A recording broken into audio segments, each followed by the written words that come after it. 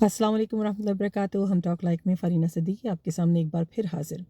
मैं आज बात करना चाहती हूँ उलमा के बारे में।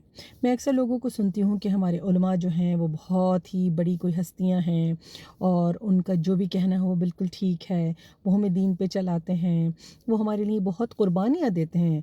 तो आपने कभी सोचा है कि उन उलमा की कुर्बानियाँ कौन-सी हैं? क्या कुर्बानियाँ दी हैं? क्या उन्होंने कभी वक़्त के जाबिर हुक्मरानों को ललकारा है आपके लिए? नहीं। क्या उन्होंने आपको कुरान को एक ख़ास हद से ज़्यादा समझने की इजाज़त दी है? नहीं। क्या उन्होंने आपको तरग़ीब दी है कि कुरान तुम्हारे लिए उतरा है, खाली मेरे लिए नहीं उतरा कि मैं उस पे पैसे बनाऊँ? उन्होंने आपको तरग़ीब दी है?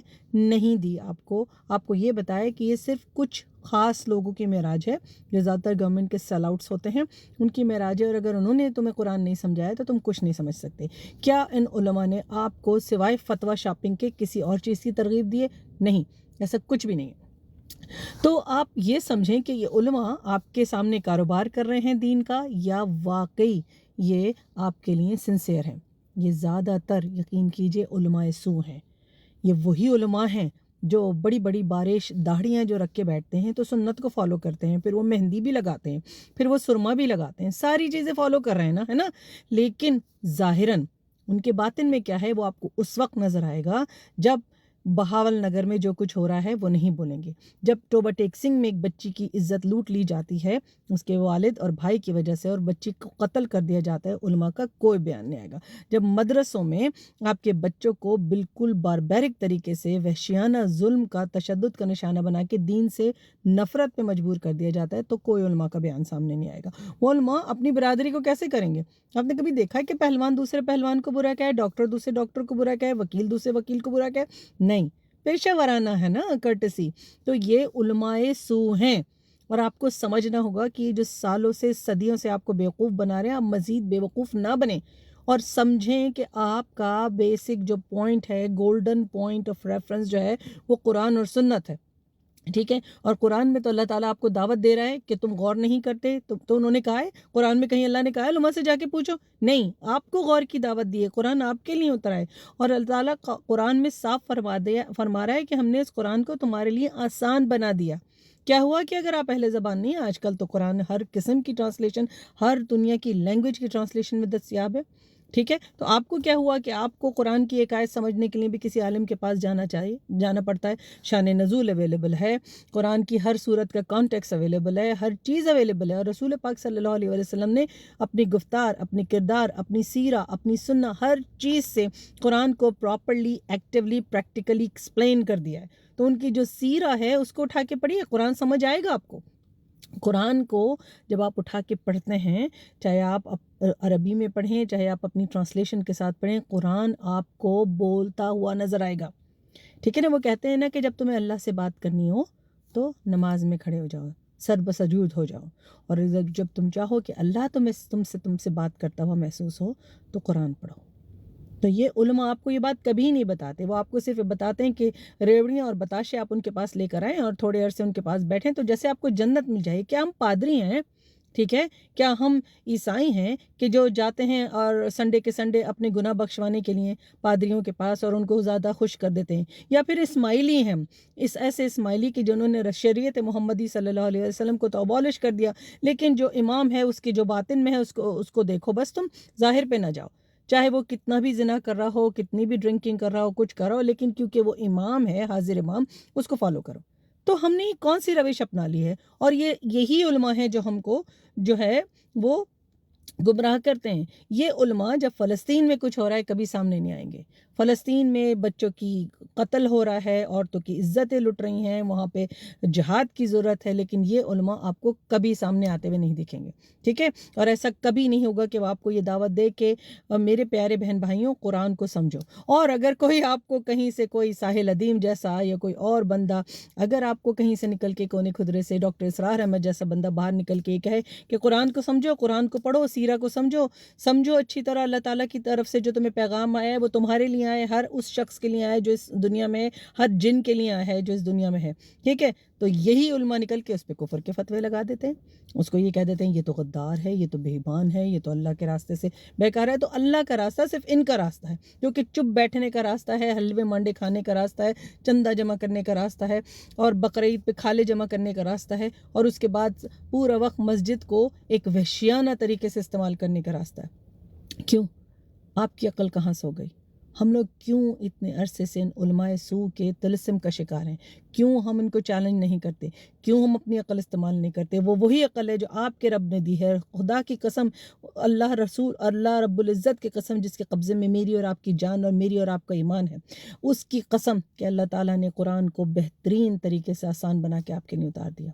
ये हम हैं जो जोहला हैं और जोहला के चुंगल में फंसे रहते हैं, कुरान को खुद नहीं पढ़ते, कुरान पे गौर नहीं करते, और जाहिल उलमा पे डिपेंडेंट हैं।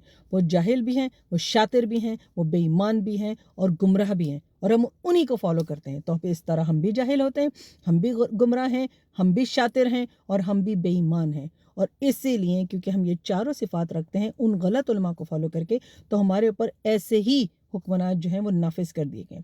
पूरी मुस्लिम दुनिया को उठा के देख लीजिए, 52 to 53 कंट्रीज़ हैं, उसमें जाहिल, गासिब, बेईमान और गुमराह हुक्मरान हैं, करप्ट हुक्मरान हैं, ठीक है। वो हम पे नाजिल कर दिए गए, हम पे मुसल्लत कर दिए गए, क्योंकि कौम बेईमान है तो हुक्मरान भी बेईमान है। कहीं और मत जाइए, अगर उन आउट ऑफ 52-53 कंट्रीज़ के अलावा में से अगर आप 16 भी देख लें जो कि ऐसे कंट्रीज़ हैं जिसमें इस्लाम जो है वो रूल है, ठीक है ना, वहाँ पे भी आपको यही नज़र आएगा।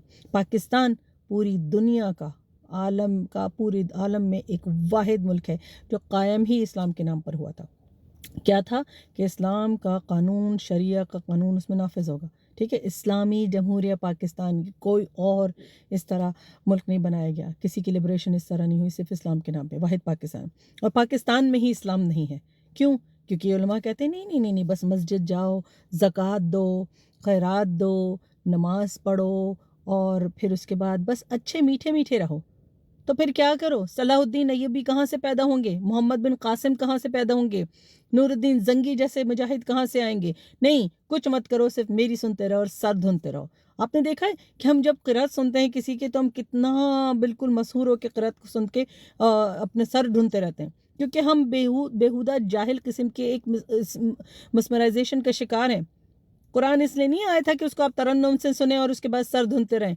इसलिए आया है कुरान हमारे और आपके लिए, जिनों के लिए, हर जिनों इंस के लिए, कि हम उसे समझें, उसको फॉलो करें, अपनी ज़िंदगी को पूरी तरह उसके ऊपर मुरतब करें, और उसके बाद आखिरत के लिए अपने लिए कामयाबी को यकीनी बनाएं। और हम क्या करते हैं? ज़रा आप बहुत ही खूबसूरत आवाज़ में, बड़ी मेहरबानी होगी, क़िरात सुना दीजिए, और फिर हम सर धुनते रहते हैं। वो अपने पैसे लेते हैं, गिफ्ट्स लेते हैं, आपसे चंदा लेते हैं, उसके बाद चले जाते हैं। लेकिन जब उसी जगह पे आपके किसी शहर में टोबा स्टेक सिंह जैसी वारदात होती है, जहाँ पे एक बच्ची को रेप कर दिया जाता है, या चलती ट्रेन में अभी ईद के वक्त, ठीक है, किसी भी पुलिस एहलकार ने अगर एक औरत को मारा, पीटा, उसके बाद ट्रेन से फेंक दिया, ठीक है, और उसको खुदकुशी बता दिया, कहाँ थे ये उलमा? ठीक है, जब आपके मुल्क के एक साबिक वज़ीर आज़म और उनकी अहलिया पर इल्ज़ाम लगाया गया इद्दत में निकाह का, पूरी दुनिया में पहला केस है, नज़ीर नहीं मिलती जो पाकिस्तान ने बेहुदा नज़ीर कायम किया, ठीक है, तो तब तो ये उलमा नहीं बोले। क्योंकि क्यों बोलेंगे? क्योंकि सेल आउट्स हैं, उनसे पैसे लेके बैठे हैं जिन्होंने फ़ैसला सुनाया, उनसे भी पैसे लेके बैठे हैं जो मुसलमान होने के नाम पे यहाँ पे इस मुल्क में गासिब हैं। तो उनको फॉलो करना छोड़ दीजिए, अपनी अकल इस्तेमाल कीजिए और उस जगह पे इस्तेमाल कीजिए जहाँ से आपको हिदायत की गई है।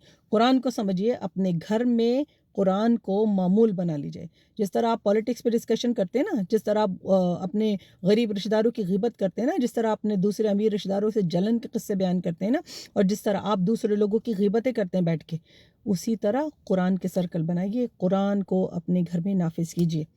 जब आप नाफिज करेंगे तो आप भी बेईमानों की सफ़ से निकल जाएंगे, और आपकी फ़ैमिली भी बेईमानों की सफ़ से निकल जाएगी। और मेरी फ़ैमिली को दुआओं में याद रखना ज़रूर बिल्कुल ना भूलिएगा, क्योंकि मेरी फ़ैमिली को भी कुरान सर्कल चाहिए जिस तरह आपकी फ़ैमिली को चाहिए, हम सब को चाहिए। और जब हम कुरान समझने लगेंगे तो इस्लामी जमहूरिया पाकिस्तान में इस्लामी इनकलाब आएगा, उसके बग़ैर नहीं आएगा, क्योंकि उलमा हमको हमेशा गुमराह रखेंगे।